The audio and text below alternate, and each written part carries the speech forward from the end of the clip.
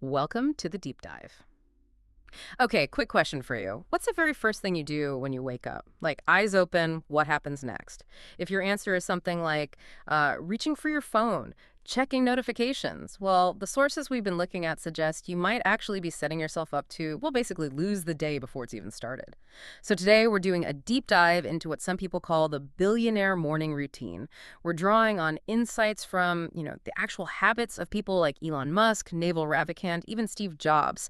Our mission here is to really break down what these super successful people do, get into the psychology and the science behind why it works, and most importantly, show you how you can apply these same principles, no matter, what your life looks like right now. Absolutely. And it's so much more than just, rolling out of bed. Those first few hours, they aren't just about ticking boxes. They genuinely set the tone for your mindset, your energy, really your whole day. Right, that intentionality you mentioned, it really strikes me. So if you compare that ideal start to, well, what most of us probably do, Hmm. what's the big difference? Because, I mean, for a lot of people, mornings are hitting snooze, maybe scrolling social media in bed, grabbing something quick, maybe not so healthy, and then just rushing, feeling stressed. But you look at these high achievers, and it's a different story. For them, the morning isn't just tasks. It's almost like a sacred ritual, not obsession, but they get that core idea: win the morning, win the day. Hmm. And the science behind this is it's really compelling. When you first wake up, your brain is often in what scientists call a theta state. Hmm. Now, this state is highly creative, sure, but it's also incredibly programmable. Think of it like the prime window to install the software for your day. Programmable, okay. Yeah, you can literally shape your mindset, set your focus, kind of program your emotions for success in that specific window. It's your best shot, really. And that's exactly what these people are doing. The steps we're going to break down, they're all about leveraging this really powerful morning brain state. Okay, let's jump into step one then, because there's this myth we need to tackle right away, isn't there? This idea that you have to wake up at like 5 a.m. That's not really the point, according to our sources. Not at all. The real key is a consistent wake-up time, one that works for you. And the examples show this, right?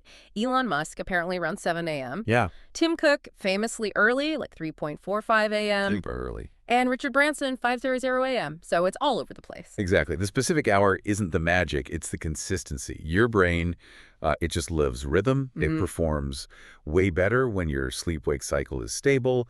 It helps activate your circadian rhythm properly, and that boosts mood, energy, mental clarity, the whole package. But, this brings up a question. How do you actually make that consistency work in your life, not just some ideal schedule? That's the kicker, isn't it? Consistent sounds simple, but, life gets in the way. Shift work, kids, late nights. Right. And people often try to make huge jumps, like, I'm going from 8 a.m. to 5 a.m. tomorrow. That rarely sticks. So what's the smarter way? Go gradual. Shift it by maybe 15 minutes earlier each week until you find what feels sustainable. And if your schedule is irregular, focus on consistency within that irregularity. So keep the same wake-up time for your block of work days, for instance. Reduce the day-to-day variability. That's the key. Okay, that makes a lot more sense. Less intimidating. So the actionable tip here for you is pick a wake-up time you can realistically stick to. And really try to keep it consistent even on weekends. It's about waking up intentionally, not just whenever. All right, moving on to step two. And this one, this tackles something almost everyone does first thing, that phone. All right.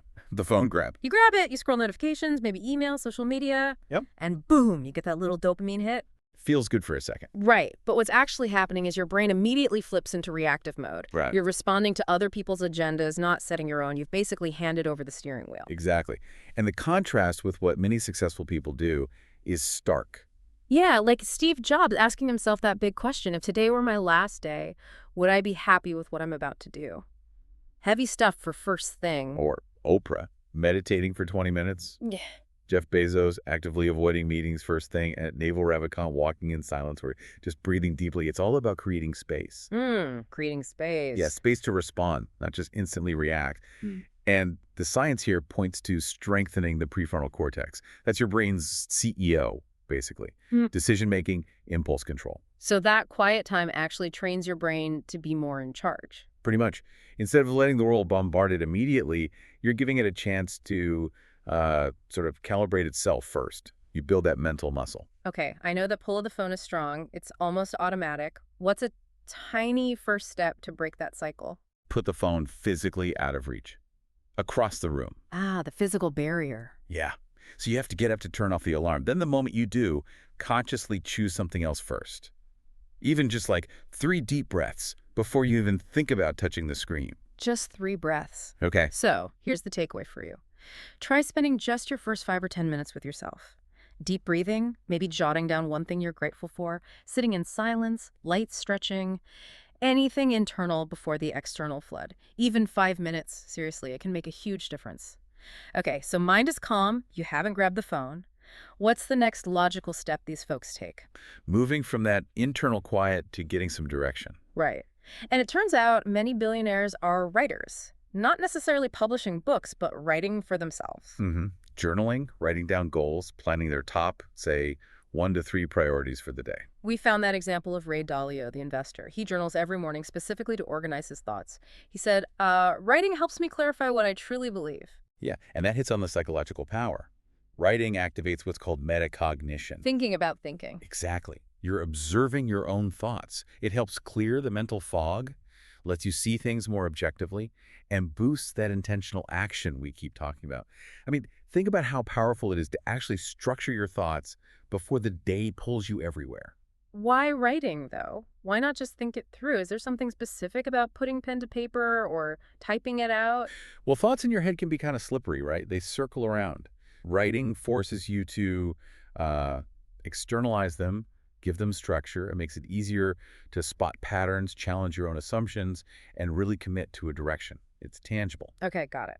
So let's make this super practical. We can call it the 5-minute clarity practice. Love it. For you listening, take 5 minutes. Write down maybe 3 things you're grateful for. Then, 1 fear or challenge you might face today. And finally, the top 1 to 3 things that if you get them done will make today feel like a win. That's it. Simple, but it really can rewire your focus. Absolutely. Clarity and calm productivity. All right, on to the 4th piece. Energize your body. This one seems almost universal among the people we looked at. Morning movement. Yeah. Pretty much all of them Yeah. incorporate some kind of physical activity. And critically, it's not always some like grueling 2-hour workout, right? No, often it's just 15, 20, 30 minutes. Could be a brisk walk, push-ups, yoga, jumping jacks, whatever works. Yeah, we saw Mark Zuckerberg jogs. Jack Dorsey walks like 5 miles. Wow, 5 miles. Oprah does HIIT. Richard Branson plays tennis. Yep. Different things, but the pattern is clear. Move your body in the morning. And the benefits are immediate and pretty huge. You get that endorphin release, natural mood booster. Yep. It increases blood flow, especially to that prefrontal cortex we mentioned. You get boosting focus. Right. Boosting focus reduces stress hormones, gives you more sustained energy. Yeah. Apparently, that focus boost can last for like 4 to 6 hours. 4 to 6 hours. That's significant. It really is. So, knowing that, what's stopping you from grabbing that immediate energy and focus pump first thing? That's the million-dollar question, isn't it? Because sometimes, especially when you feel tired, the last thing you want to do is exercise. How do you push past that? Lower the bar. Seriously low. Commit to just 1 minute. 1 minute. 1 minute of jumping jacks or just marching in place. Often, getting started is the hardest part. 1 minute often turns into 5. Also, habit stacking helps. Put your running shoes right by the door the night before. Yeah. Do squats while your coffee brews. Make it ridiculously easy to just start. Make it easy. Okay, so the practical step for you. Move, even without a gym. Try like 20 jumping jacks, 10 push-ups, 5 squats, maybe some stretching. Just get the blood flowing. The claim is you'll feel like 10 times more awake than just relying on caffeine. It's a different kind of energy. Cleaner. Right. Now, I can hear people thinking, okay, great, but I don't have 2 hours like a billionaire. Totally valid point. And look, you're right. Most of us don't. But here's the thing. You don't need 2 hours. You need maybe 20 minutes and a solid plan. So here's a mini billionaire routine you can try, starting tomorrow maybe. 1, wake up consistently. 7:00 a.m., 7:30 a.m., whatever works. Just be consistent. 2, 5 minutes. Breathing, silence, just being present. 3, another 5 minutes. Journaling, gratitude, top 1-3 goals, that clarity piece. And 4, 10 minutes of movement. Get the body going. That's it. 20 minutes total. 20 minutes. But the ripple effect, Yeah. the psychological, the physical, the emotional impact of doing that consistently, Yeah. it can genuinely change your life. And what's fascinating is it's not about trying to be a billionaire. Right. It's about adopting the principles that help build focus, clarity, control. You're copying the recipe, not necessarily aiming for the exact same outcome, you know? That's a great way to put it. Copy the recipe. Okay, so let's recap those four core steps real quick. One, wake up with discipline, that consistency. Two, start with presence, not distraction, mind over screen. Three, reflect, write, plan, get that clarity. And four, move your body, energize. Remember, the goal here isn't necessarily about accumulating wealth, it's about becoming your best self. More focused, calmer, more in control of your day and your life. So here's the challenge, your personal deep dive. Try this 20-minute routine just for the next 3 mornings. See how it feels. See what changes. And just remember this, your morning really does shape your mindset. And ultimately, your mindset shapes your life. Think about it. Consciously designing just that small slice of your morning, it can create these huge positive ripples through your entire day and honestly, probably much further beyond that.